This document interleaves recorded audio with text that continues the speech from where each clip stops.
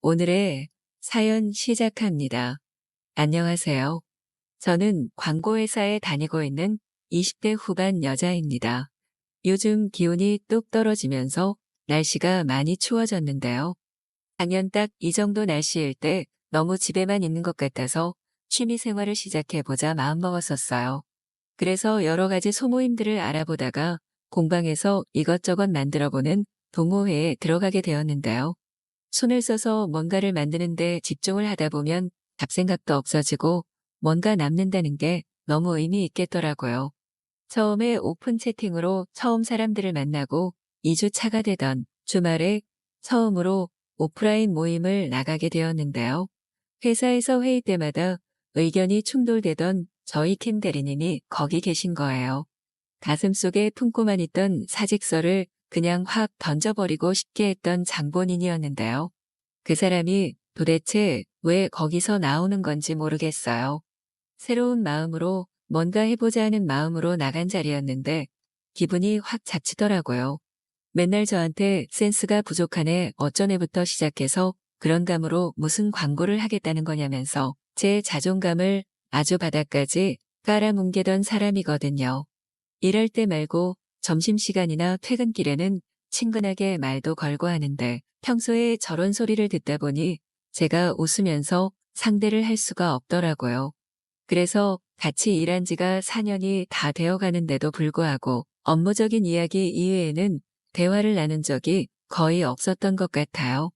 그래도 이렇게 왔는데 되돌아가자니 내가 왜 가야 돼 싶은 생각이 들더라고요. 그래서 차라리 자리라도 최대한 떨어져서 앉자 싶었는데 너무 당황해서 바람 잠깐 쐬고 온 사이에 자리가 거의 다 찼더라고요. 어쩔 수 없이 대리님 옆에 앉아서 차근차근 만들고 있었는데요. 공방을 다닌 지가 꽤 되신 건지 익숙하게 곧잘 만드시는 거예요. 막히는 부분이 있어서 곁눈질로 힐끔거렸더니 도와드려요 하시더라고요. 다른 사람이었으면 도와달라고 부탁드렸을 텐데 내가 완성 못하는 한이 있어도 저 인간한테는 절대 도와달라고 하기 싫은 거 있죠. 그래서 혼자 하겠다고 하고 계속 헤매고 있었는데 제자리로 오시더니 피리리 마무리해 주시고는 이렇게 하면 된다고 하고 자기 자리로 돌아가더라고요. 뭐 한편으로 고맙긴 했는데 삐뚤게만 보이다 보니 왜 갑자기 친절한 척이야 하는 생각도 드는 거예요. 처음에 그 모임에서 대리님 보고는 오늘 하루만 하고 말아야겠다 싶었는데 막상 그날 만들어 보고 나니까 너무 재밌는 거예요. 짜증이 가득한 상태였는데 막상 생각해 보니까 이걸 하는 동안은 다른 생각 전혀 안 하고 제가 엄청 몰입해 있었던 거 있죠. 그래서 그 다음 모임도 다다음 모임도 계속 참석하게 되었어요.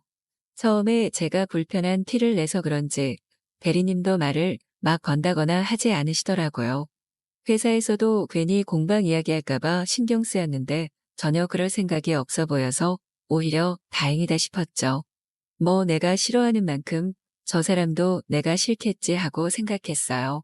그러던 어느 날 평일 저녁에 모임 사람들끼리 번개 모임이 잡혔는데요. 회사 근처라 가고 싶었는데 대리님이 이미 톡방에 간다고 남겼던 터라 고민이 막 되더라고요. 취미 활동을 떠나서 가까워지고 싶을 만큼 저희 모임 사람들 참 성격 좋고 친절한 분들이었거든요. 오후까지 계속 고민을 하던 찰나 대리님이 외부 미팅이 잡혀서 오늘 못 올 것 같다고 하는 거예요. 지금 생각해보면 너무 피하는 게 티 났나 싶지만 이때다 싶어 바로 참석하겠다고 했어요. 부지런히 업무 처리하고 칼퇴해서 호프집에 갔는데 그날따라 맥주가 쭉쭉 들어가더라고요. 그렇게 치맥한 지 1시간쯤 지났나 멀리서 익숙한 실루엣이 보이는 거예요.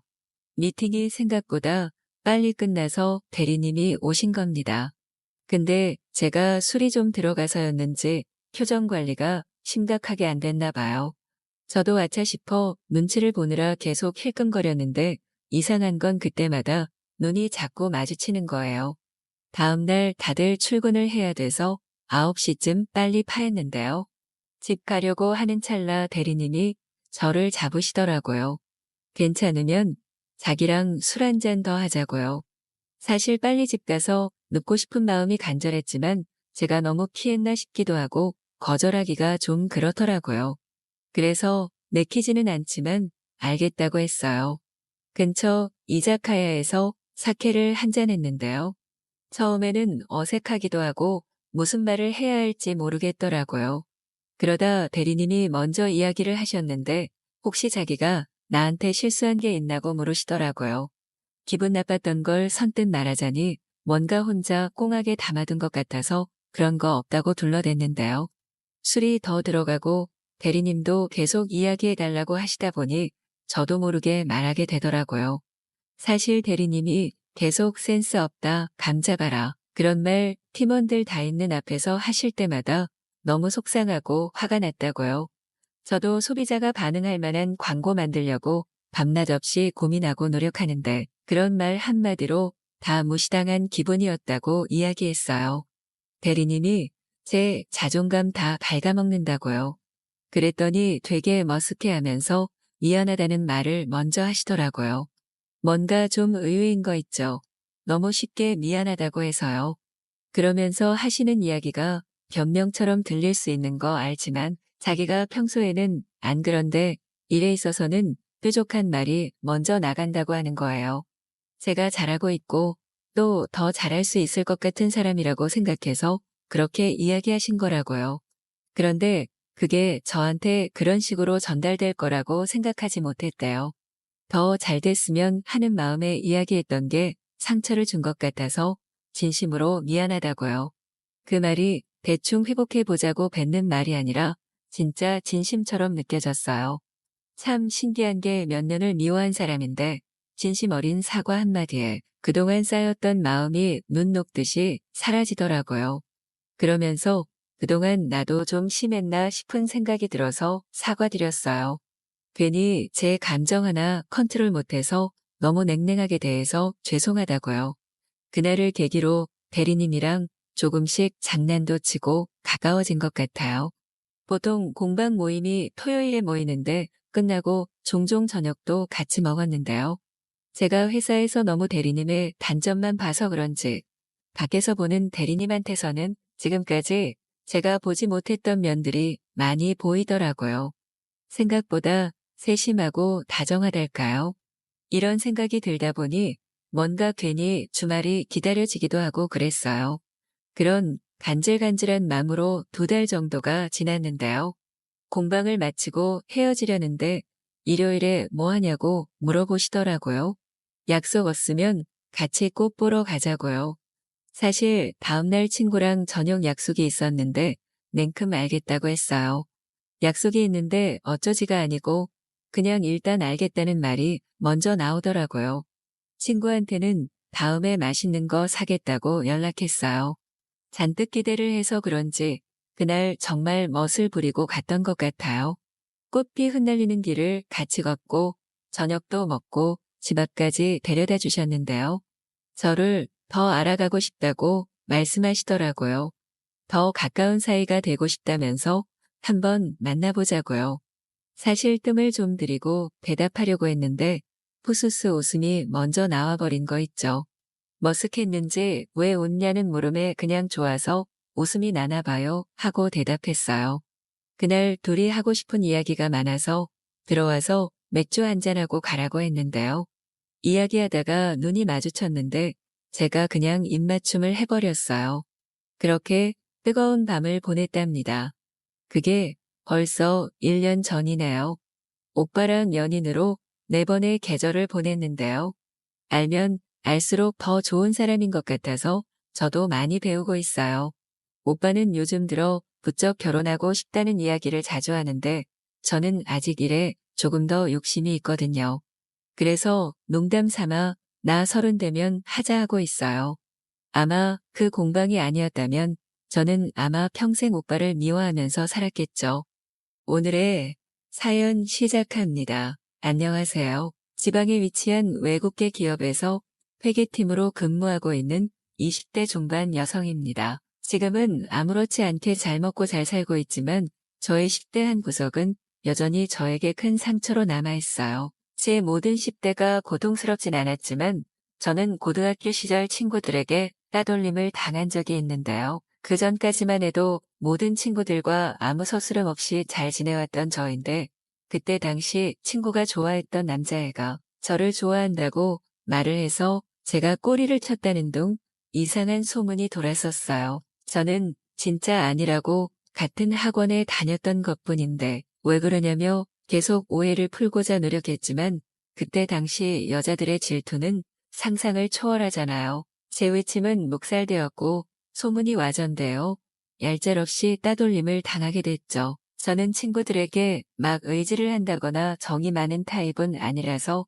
그래도 생각만큼 힘들진 않았지만 그럼에도 애들의 싸늘한 시선과 육체적인 괴롭힘에 지쳐갔어요. 내가 뭘 그렇게 잘못했나 하는 죄책감은 저를 항상 힘들게 했고 그저 공부에 집중하면서 얼른 시간이 가기만을 바랬죠. 그런데 따돌림을 주도했던 친구는 제가 의외로 태연해 보이자 더 화가 났는지 점점 더 강도를 올려갔어요. 저는 자퇴를 생각하게 될 정도로 심한 스트레스를 받았고 그때 살도 엄청 빠지고 여러 가지 스트레스성 병에 시달렸죠. 그러다 어느 날은 어머니 생일 선물을 사러 시내에 갔는데 마침 저를 따돌리는 무리 친구들을 만난 거예요. 학교 내에서도 그렇게 괴롭히는데 밖에서는 어떨까 싶어 얼른 자리를 피하려는데 딱 눈이 마주쳐버렸죠. 그 길로 걔네는 얼른 저에게 다가와 뭐 샀냐는 둥 저를 또 괴롭히기 시작했어요. 급기야는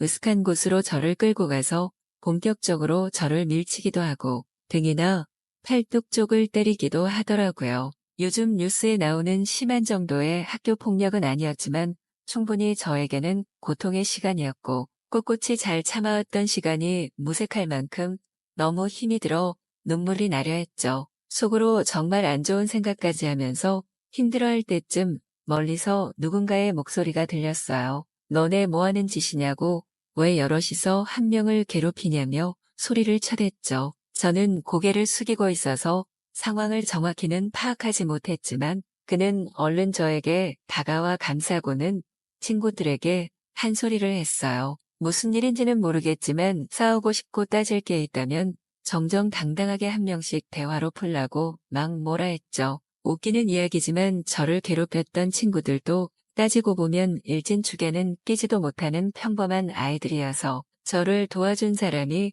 자꾸 뭐라 하자 금방 자리를 뜨더라고요. 저는 그 순간까지도 고개조차 못 들고 몸을 떨며 가만히 있었어요. 그리고 그가 괜찮냐고 물어보며 손에 따뜻한 음료를 쥐어줄 때 참았던 눈물이 뚝뚝 떨어지기 시작했어요. 그 친구들 앞에서는 절대 보여주고 싶지 않았던 우는 모습을 저를 도와준 그 앞에서 보인 거죠. 그제서야 저는 고개를 들고 그에게 너무 고맙다고 많은 도움이 됐다며 인사를 건넸어요. 눈앞이 흐려 잘 보이진 않았지만 그는 저와 키가 비슷하고 나이 차이도 별로 나지 않아 보이는 또래의 남자 같았어요. 그는 펑펑 우는 저를 한참 달래주다가 자기가 볼 일이 있어 얼른 가봐야 한다며 핸드폰 번호를 알려주고는 언제든 힘들면 연락해도 된다며 떠났죠. 그때 부모님이 마음 아파할까봐 티를 내지도 못하고 있었던 괴롭힘이었는데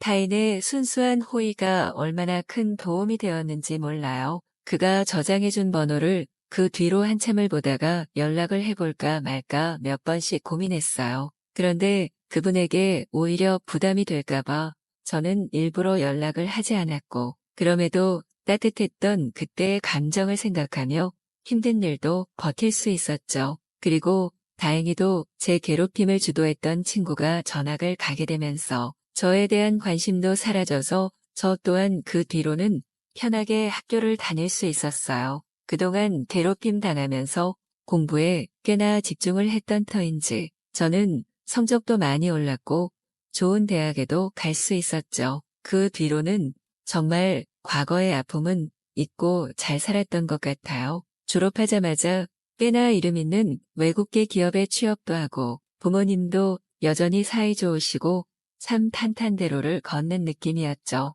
하지만 문득문득 옛날 생각이 나면 가슴이 아려왔고 그 와중에 그가 생각나기도 했어요. 어떻게 지내고 있을지 번호가 바뀌진 않았을지 단 한 번뿐인 만남이었지만 계속 제 마음에 그가 있었죠. 그러다가 어느 날 마치 동화 속 이야기 같은 일이 생겼어요. 저희 지점에 새로운 영업 사원이 채용됐는데 정말 놀랍게도 그는 저를 도와줬던 그 남자였어요. 사실 몇 년이 지나기도 했고 단 한 번 본 거라 기억이 안 날 만했는데 그도 그렇고 저도 그렇고 서로를 알아봤죠. 그때는 저를 도와줬다는 생각에 되게 나이 차이가 많이 날 거라 생각했는데 그는 저랑 3살밖에 차이가 안 나더라고요. 아무튼 서로를 알아보는 저희를 보며 지점 내 동료들은 둘이 어떻게 아는 사이냐며 사귀었던 건 아니냐고 막 놀리기도 했는데요. 서로를 알고 있는 것 자체가 제 과거 이야기를 하게 되니까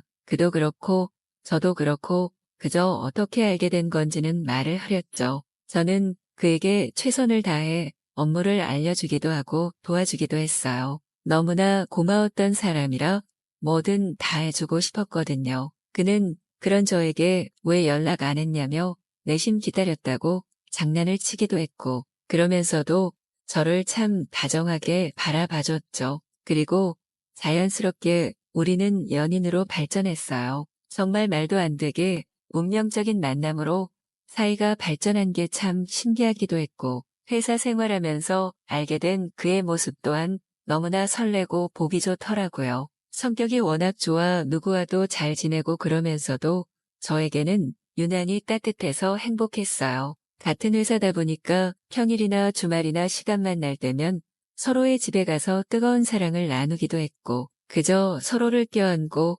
이런저런 이야기를 나누다 잠에 들기도 했죠. 정말 힘들었던 시기에 따뜻한 손을 내밀어준 그와 뜨거운 사랑을 하고 있다는 게 아직도 믿기지가 않아요. 가끔은 이게 꿈인가 싶어 볼을 꼬집어 보기도 하는데 그럴 때마다 예쁜 얼굴 상한다며 말리는 그가 너무 좋습니다. 앞으로도 저는 그에게 최선을 다하고 또 고마운 마음을 가득 담아 제 사랑을 듬뿍 주고 싶어요. 은근히 장난기도 있는 그는 회사 내 엘리베이터에서 마주칠 때면 몰래 입맞춤을 하기도 하는데요. 그런 식의 스킨십을 원래는 되게 싫어하는 저였는데 제 남자친구여서 그런지 그마저도 괜히 웃기고 짜릿하고 그렇더라고요. 그래도 혹시 모르니 회사 내에서의 스킨십은 최대한 자제해야겠다 생각 중이랍니다. 아무튼 오늘 제 이야기는 여기까지예요. 여러분들 모두 행복한 사랑하시길 바랄게요. 감사합니다. 오늘의 사연 시작합니다. 안녕하세요. 저는 평범하게 작은 도시에서 옷가게를 하고 있는 30대 초반 여사장이에요. 남편하고는 결혼 3년 차인데 저는 아직까지 신혼인 것 같은 느낌인데 남편은 약간 저를 질려하는 것 같아요. 아무래도 연애를 길게 하다가 결혼해서 그런지 몰라도 자연스러운 스킨십이 별로 없어서 매일 밤 혼자서 아쉬운 밤을 달래기도 해요. 하긴 연애 때도 남편은 그렇게 사랑이 강한 편이 아니었던 것 같아요. 항상 제가 먼저 불붙어서 달려들고는 했는데 지금은 저도 나이가 있다 보니까 그만큼의 열정이 없어져서 그런지 더더욱 저희 사이에 사랑은 없어졌네요. 그래도 어쩔 방법이 없어요. 다들 결혼하면 리스 부부가 된다던데 저희도 그럴 뿐이었고 아이를 갖기 위한 의무적인 사랑만 하는 기분이었죠.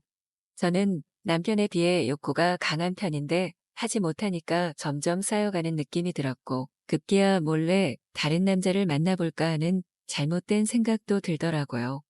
그래도 결혼한 유부녀가 그런다는 게 큰일 날 일이라는 걸 잘 알고 있어서 이런 생각도 그저 저의 상상 속에서 이루어질 뿐이었어요. 아무튼 처음에는 옷가게 일을 하지 않는 그저 남편 내조를 하는 주부였는데요. 일을 딱히 하지 않아도 남편이 조금 잘 버는 편이라 크게 경제적인 어려움이 없었어요. 주위 친구들은 그런 저에게 너무 부럽다고 일 안 하고 집에서 집안일 하다가 카페 한 번 가고 그러는 거 완전 꼴이라며 질투를 하기도 했죠. 저도 사실은 제 자신이 편하게 살고 있다는 자각을 하고 있어서 더 남편한테 사랑 요구도 못하고 기죽어 살았는지도 몰라요. 그래서 그런지 어느 순간부터는 저도 일을 하고 싶다는 욕심이 생겼고 원래부터 패션에 관심이 많았던 저라서 옷가게를 차리기로 마음먹었죠. 게다가 옷가게는 프랜차이즈 같은 걸 할 필요가 없어서 은근히 초기 비용이 많이 들지 않았어요. 그저 저의 옷 고르는 센스와 어떻게 싸게 옷을 구해오느냐에 따라 수익이 달라지는 법이었죠. 다행히 원래부터 사업 수완이 있었던 건지 저는 저렴한 비용에 옷을 떼와서 적절한 가격에 팔기 시작하면서 꽤 장사가 잘 됐어요. 그렇게 도심지에 위치해 있지 않는데도 주위 아주머니들이 자주 와서 옷을 사곤 했죠. 거기다 여자 옷만 파는 게 아니라 남자 옷도 같이 팔고 있어서 남녀 상관없이 다양한 연령대의 사람들이 와서 옷을 사가는데 꽤 짭짤하더라고요. 그냥 사람들이 옷 고르는 걸 계산해주고 정리만 하면서 앉아 있어도 되니까 일도 그렇게 힘들지 않아서 왜 이걸 진작 안 했나 생각도 했죠. 아무튼 그렇게 일을 하다 보니 단골 손님들도 생기고 시간이 나면 그들과 대화를 하면서 살짝의 친목도 다지고 그렇게 시간을 보내고 있었어요. 어느 날부터 저희 가게를 자주 오던 한 남자 손님이 있는데요. 그분은 저보다 기껏 해봤자 한두 살 많아 보였는데 제 또래라 그런지 몇 번 보니까 자연스레 관심이 가더라고요. 훤칠한 키에 떡대가 좋아가지고 어떤 옷을 입어도 잘 어울리는 사람이었죠. 그래서 속으로 저 사람은 모델해도 되겠다고 저 옷핏이 아깝다며 입맛을 다시기도 했어요. 안 그래도 인터넷 쇼핑몰을 할 계획이었는데 남자 옷을 피팅해 줄 사람이 필요했거든요. 남편에게 시키면 되지 않냐고 생각하실 수도 있는데 남편은 워낙 모델핏이랑은 다른 흔한 아저씨 스타일이었거든요. 키도 그렇게 크지 않고 몸매 비율이 그렇게 좋지 않아서 남편을 남자 옷 모델로 세우면 팔릴 옷도 안 팔릴 느낌이었어요. 아무튼 그래서 인터넷 쇼핑몰에 남자 모델을 고민하고 있던 차에 자주 우리 가게에 오는 그는 딱 제 격 같았죠. 그분은 올 때마다 저에게 말도 걸지 않고 그저 혼자 묵묵히 옷을 고르다가 한두 개를 짚고는 계산하고 떠났어요. 옷을 계산할 때 살짝씩 닿는 손이 은근히 설레는 느낌도 들더라고요. 남편과는 다르게 남성미가 넘치는 그에게 계속 눈길이 가고 조금 시간이 지나니 그를 기다리고 있는 제 자신이 느껴졌어요. 유부녀가 주책이라는 생각도 들었지만 그런 생각하는 게 죄도 아니고 저지르지만 않으면 되지 않겠냐 생각했죠.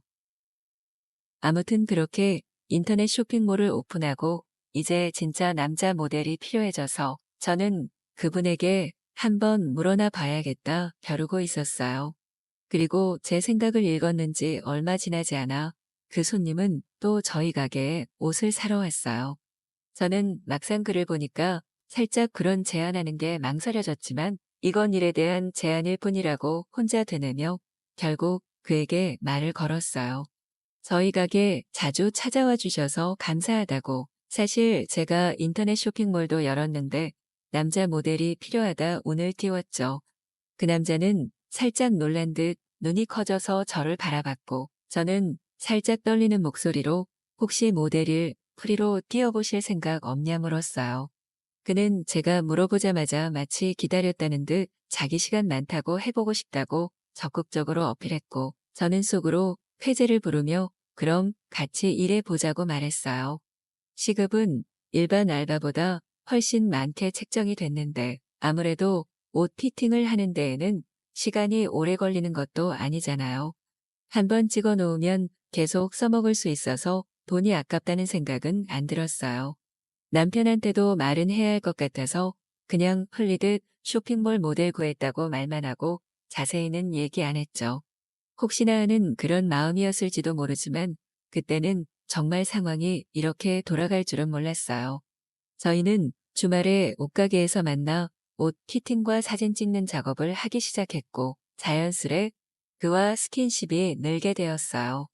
옷을 빨리빨리 갈아입고 사진을 찍어야 해서 탈의실에 들어가지 않고 그냥 그 자리에서 옷을 갈아입는 그의 몸을 아무렇지 않은 척 바라보려 노력했어요. 근데 아무리 그래도 탄탄한 그의 몸에 눈길이 안 갈 수는 없었고 속으로 군침만 삼키고 있을 뿐이었죠. 그는 모델 일이 생각보다 재미있는지 열심히 포즈를 취했고 저 또한 그런 그에게 고마움을 느끼고 마음을 다잡았어요. 그런데 제가 너무 사진을 잘 찍으려고 오버를 해서 그런지 뒷걸음질을 하다가 이내 넘어지고 말았거든요. 그가 깜짝 놀라 저에게 다가와 뒤로 넘어진 저를 일으켜주려고 다가오는데 가까이서 문득 그와 눈이 마주친 순간 정적이 돌았어요. 서로 아무 말하지 않고 몇 초간 눈만 마주치고 있다가 이내 저는 그에게 입을 맞추고 말았죠. 진짜 그러면 안 되는 걸 알면서도 분위기도 그렇고 참을 수 없는 느낌이 들었거든요. 그는 살짝 당황한 듯 했는데 이내 적극적으로 저를 껴안아 입맞춤을 했어요. 오랜만에 하는 키스여서 그런지 아니면 그가 좋아서 그런지 저는 금방 열이 오르는 느낌이더라고요. 그도 마찬가지인지 저를 안 듯이 일으켜 이내 탈의실 쪽으로 데려갔고 저희는 좁은 탈의실 공간 안에서 사랑을 나눴어요. 아무 말 없는 정적 속에서 그를 느끼니 너무 황홀했죠. 아무튼 그 뒤로도 저희는 주기적으로 만나 사진도 찍고 탈의실에서 짜릿한 경험도 하면서 지내고 있어요. 남편에게는 절대 비밀이지만 그저 안 들키게 열렬히 그와 사랑을 나누는 수밖에요. 오늘의 사연 시작합니다. 안녕하세요. 저는 25살 남성입니다. 군대를 제대하고 얼마 지나지 않아 대기업에 취업이 되었어요. 한 달간 자기계발과 휴식 시간을 갖고 다음 달부터 출근을 하라고 하더라고요. 왜 대기업 하는지 알 것 같네요. 마침 친구들과 시간이 맞아 열흘 동안 제주도 살기를 하자며 비행기를 탔습니다. 친구들은 한껏 들떠서 열흘간 여자를 좀 꼬셔서 화끈한 여름을 보내자며 헬스도 하고 식단도 조절하면서 준비를 했고 드디어 제주도로 출발했습니다. 출발하는 날 비행기가 늦은 시간밖에 없는 탓에 도착해서 바로 호텔로 향했어요. 열흘간 묵을 거라 가격이 좀 저렴한 곳을 찾다 보니 관광지 근처가 아닌 제주도 분들이 많이 사시는 한적한 동네에 위치한 호텔이 있었지만 그래도 근처에 바다가 있어서 예약했습니다. 아침에 눈을 뜨자마자 큰 타월 한 장씩 집어들고 바닷가로 향했습니다. 바다에는 가족, 연인, 그리고 많은 여자분들이 있었어요. 저희는 타월을 모래사장에 펴놓고 자연 태닝을 하고 있었습니다. 비키니를 입은 몸매가 좋은 여자 한 분이 달려오시더니 저한테 말을 걸더라고요. 본인 친구 둘이랑 같이 짝 맞춰서 노는 건 어떠냐고 물어봐서 친구들을 쳐다보니 수락하라는 무언의 눈빛을 보내길래 그러자고 하고 친구들이 있다는 곳으로 자리를 옮겼습니다. 가보니 비키니 차림의 글래머러스한 여자 한 명과 티에 반바지를 입은 수수한 여자 한 명이 파라솔 밑에 앉아 있었습니다. 제 친구 한 명이 얼른 비키니 입은 여자한테 다가서며 어디서 오셨냐고 물어봤고 자연스럽게 저는 수수하게 생긴 여자 옆에 앉게 되었어요. 이야기를 들어보니 비키니 여자 2명은 서울에서 대학을 다니는 학생이었고 제 옆에 앉은 여자애는 제주도가 봄가라 부모님 일을 도우며 제주도에서 살고 있는 사람이었어요. 딱 봐도 서울에서 왔다는 친구들은 숙박비를 좀 아끼겠다고 그다지 친하지도 않은 친구를 오랜만에 찾아온 듯 보였습니다. 같이 수다도 떨고 바다에서 한참 놀다가 저녁이 되었습니다. 근처 횟집에 가서 회도 실컷 먹고 술도 엄청 마셨어요. 서울에서 온 여자 2명과 제 친구 둘은 벌써 커플이나 된 듯 스킨십을 하고 난리도 아니더라고요. 저랑은 어울리지 않는 자리에서 말없이 술만 마시고 있었는데 앞에 앉은 여자애도 딱 저랑 같은 상황인 것 같더라고요. 다들 거하게 취해서 계산하고 호텔로 돌아가려는데 친구 2녀석이 저한테 귓속말을 했어요. 4명이서 2차를 갈 거니까 피곤하면 먼저 들어가 있는 게 어떠냐고요. 전 알았다고 하고 호텔이 있는 쪽으로 걸어가고 있었습니다. 근데 남아있던 여자애가 저를 따라오더라고요. 술김이었는지 뭐였는지 순간 일탈을 하고 싶어졌고 그 여자아이 손을 잡아 호텔로 향했습니다. 그녀도 많이 취한 건지 제 손에 이끌려 그렇게 방으로 들어오게 되었어요. 저는 그녀와 샤워를 함께 하면서 입맞춤을 했어요. 그녀는 아무런 반항 없이 제 손길에 모든 것을 맡기더라고요. 그렇게 그녀의 입술에 입을 맞추었고 그녀도 제 입술을 받아들였습니다. 이성의 끈을 놓아버린 채 그녀와 사랑을 나눴어요. 너무 격하게 그녀를 안아버렸는지 그녀는 고통스럽게 얼굴을 찡그렸지만 이내 제 목을 끌어안으며 좋다고 부끄럽게 제 귓가에 속삭이더라고요. 몇 번이나 그녀에게 저의 모든 것을 쏟아내고 잠이 들었습니다. 햇빛에 눈이 부셔 눈을 떠보니 아침이었고 옆에 그녀가 누워 있었어요. 친구 녀석 둘이 방에 안 들어온 것을 보니 그쪽도 뜨거운 밤을 보냈나 하고 생각했어요. 부스럭거리는 소리에 그녀도 눈을 떴고 잠시 저와 눈을 맞추더니 부끄러운지 고개를 돌리더라고요. 전 그녀의 어깨를 잡아 꽉 끌어안았고 그녀의 향기를 맡으니 다시 불끈 힘이 한 곳으로 모아졌습니다. 그녀를 거칠게 눕히고 다시 한번 그녀와 입맞춤하면서 뜨겁게 사랑을 나누었습니다. 끝난 후 그녀를 안아주며 이마에 입맞춤을 해주었어요. 그때 전화기가 울렸습니다. 친구들이 해장하게 나오라고 전화를 한 거였어요. 그녀와 저는 씻고 친구들을 만나러 갔습니다. 제 친구들도 그녀의 친구들과 함께 있었고 그녀의 친구 2명이 저희를 보고 속닥거리며 살짝 그녀를 비웃는 것 같았어요. 그녀는 고개를 숙이고 가만히 있더라고요. 제가 화가 나서 그녀의 손을 잡고 식당 안으로 들어갔습니다. 그렇게 6명이 아침을 먹고 서로 숙소에 가서 옷 갈아입고 다시 만나자 약속을 한 후 방으로 돌아왔습니다. 친구 녀석들은 어제 같이 있던 여자의 몸매가 좋았다느니 엄청 까진 것 같다느니 여자 2명을 쉬운 여자들이라고 킥킥거리면서 놀려대더라고요. 저한테 너도 어제 좋은 밤 보냈냐고 물어보길래 그녀와 전 아무 일이 없었고 그녀가 취해서 같이 있었을 뿐 그녀는 제게 쉽게 곁을 내주는 쉬운 여자가 아니라고 이야기해줬습니다. 저한테 바보 같은 놈이라며 놀려댔지만 그녀를 보호해주고 싶은 마음이 더 컸어요. 사실 그녀는 제 이상형과는 전혀 다른 스타일이었어요. 전 키 크고 몸매 좋고 세련되게 생긴 스타일을 좋아하는데 그녀는 작은 키에 귀여운 타입의 얼굴을 가졌거든요. 솔직히 서울에서 왔다는 2명의 친구가 제 이상형에는 가까웠지만 여행 와서 남자들을 헌팅하는 모습이 별로라고 느껴지니까 호감조차 가지 않더라고요. 그렇다고 저와 밤을 함께 보낸 그녀에게 호감이 가는 것도 아니었어요. 그래서인지 뭔지 모를 죄책감에 그녀에 대해 나쁘게 말하고 싶지 않더라고요. 한낮이 되었고 저희는 바닷가에서 그녀들을 다시 만났습니다. 어제보다 더 야한 비키니를 입고 등장한 2 여자와는 다르게 하늘색 원피스를 입고 나온 그녀를 보니 저도 모르게 미소를 지었고 그녀의 친구들 앞에서 최대한 그녀에게 다정하게 사랑스럽게 대해줬어요. 제 친구들은 그저 하룻밤 상대에게 대하듯 싸구려 같은 대화를 나누고 스킨십을 해댔습니다. 그녀들은 다음날 비행기로 다시 서울로 돌아가야 한다며 징징거리기 시작했고 제 친구들은 그녀들의 비위를 맞추며 서울 가서도 연락하고 밥 먹자고 마음에도 없는 소리들을 해대더라고요. 밤이 되었고 어제와 같은 패턴으로 둘씩 짝을 지어 알아서 하자고 하며 헤어졌습니다. 그녀와 저는 둘이 남았고 살아온 이야기들과 소소한 일상 이야기를 하며 시간을 보냈고 저는 그녀를 집으로 데려다 주려고 집의 위치를 물어봤습니다. 저희가 묵는 호텔과 같은 방향이더라고요. 그녀가 어제 저를 따라온 게 아니라 집으로 가려고 했던 걸 알게 되었어요. 그녀는 뭔가 쓸쓸한 표정을 지으며 집에 데려다줘서 고맙다고 재미있게 시간 보내다. 집에 가라는 말을 남기며 집으로 들어가려고 했습니다. 그 순간 저는 뭐에 홀린 듯 그녀를 붙잡았고 오늘도 같이 있자고 말했습니다. 그리고 내일도 모레도 계속 같이 있자고 말해버렸어요. 그녀와 호텔로 돌아와 방을 하나 더 빌렸습니다. 남은 8일은 그녀와 함께 보낼 생각을 먹었어요. 제 친구들이야 하룻밤 함께 보낼 상대를 찾아 바닷가를 나가느라 바쁘겠지만 전 그녀와 함께 있고 싶어졌어요. 그렇게 열흘이 되어 집에 돌아갈 비행기를 타러 가는 길에 친구 2명만 보내고 다시 그녀 집 앞으로 돌아왔습니다. 그녀가 환하게 웃으며 맞아주었고 전 그녀와 달콤한 시간을 더 보냈습니다. 그리고 서울로 돌아가는 지금 이 비행기에 그녀가 함께 타고 있어요. 서울에서 배우고 싶은 일이 있다고 부모님께 말씀드리고 저를 따라 서울로 같이 가게 되었습니다. 그렇게 하룻밤으로 끝날 것 같던 그녀는 제 여자친구가 되었습니다. 이상형은 이상형일 뿐 겉모습보다는 마음이 아름다운 제 여자친구가 너무 좋습니다. 오늘의 사연 재미있게 보셨다면 구독, 좋아요로 응원해주세요.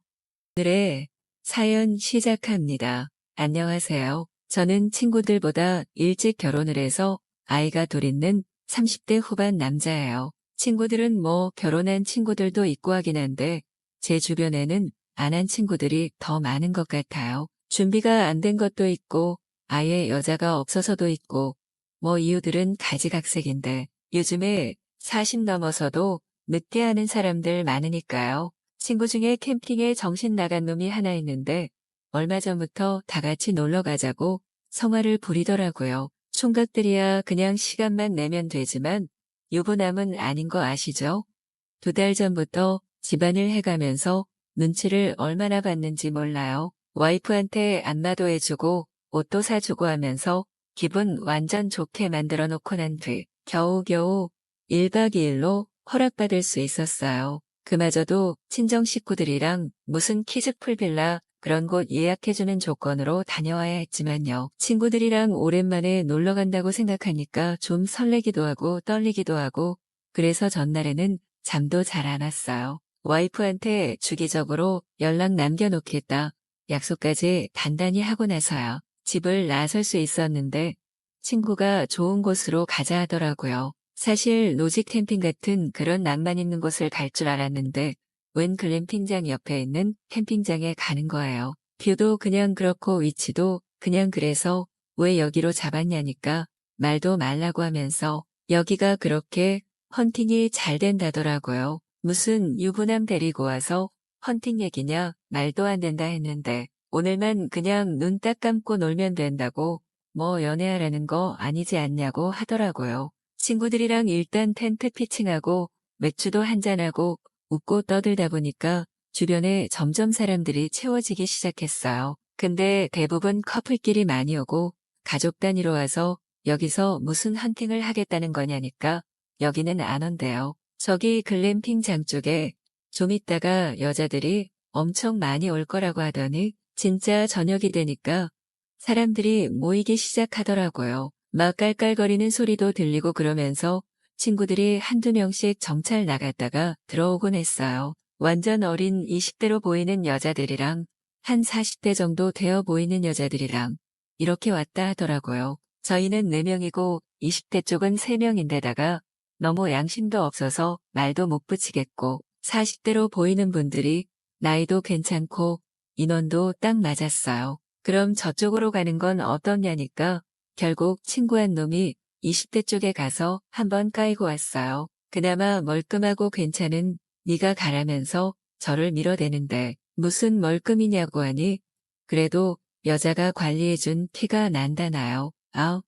도저히 이건 아닌 것 같아서 망설였는데 친구가 얼른 갔다 오라면서 제 등을 떠밀더라고요. 여기까지 놀러 왔겠다. 그래, 좋은 추억 하나 만들자 싶어서 갔더니 멀리서 보는 것보다 가까이서 보니까 꽤나 괜찮더라고요. 뭐 머쓱하게 가서 고기 구워 드시는데 어려우신 건 없냐고 물어봤더니 직원이냐며 아까 사장님이 다 해주셨어요 하시더라고요. 그래서 직원은 아니고 저기 캠핑장에서 친구들끼리 놀러 왔는데 여자분들끼리 오셨냐고 했더니 막 웃더라고요. 막 자기들끼리 쑥덕거리더니 거기서 성격이 호탕해 보이시는 분이 우리가 갈까요? 아니면 넘어올 거예요?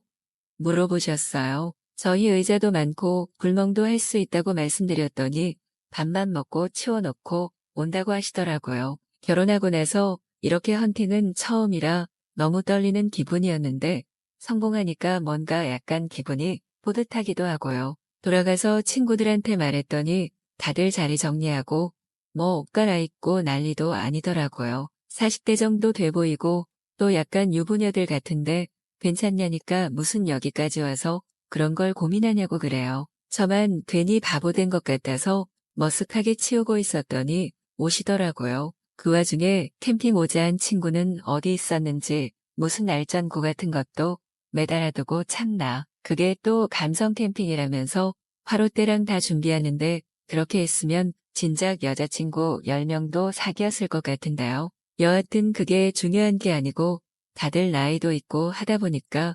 자연스럽게 막 자리를 잡고 앉게 되더라고요. 저희보다 다들 조금 많으신 누님들인데 성격도 좋고 재밌고 되게 이야기도 잘 통했어요. 대충 보니까 두 분은 유부녀 같고 두 분은 좀 헷갈리는데 친구들끼리는 나름 서로 짝도 지어놓은 것 같더라고요. 저야 뭐 유부남이고 그냥 이런 자리에 끼는 것만으로도 불안하니까 가만히 있었죠. 두 분이서 화장실을 갔다 오더니 갑자기 다른 분이 제 옆에 조용히 앉으시면서 나는 여기 앉을래 라고 하시더라고요. 다들 뭐냐면서 분위기 몰아가기 시작했고 저희가 물꼬를 트게 된 듯이 다들 연인처럼 딱 달라붙어 있었습니다. 한 놈은 나름 자기랑 짝지은 누님이랑 사라졌고 한 놈은 옆에서 스킨십을 하기 시작하는데 민망하더라고요. 또 다른 놈은 텐트로 들어가서 나올 생각을 안 하고 동물의 왕국도 아니고 싶어서 좀 민망해서 있었더니 제 옆에 앉은 누님이 산책가자 하시더라고요. 그래서 뭐 할 말도 없고 흡연하는 구역으로 가서 한 대 피면서 이야기를 나누는데 민망하지 않냐면서 막 웃으시더라고요. 그래서 뭐 이런 게 오랜만이기도 하고 그래서요 라고 했더니 자기는 차 없어?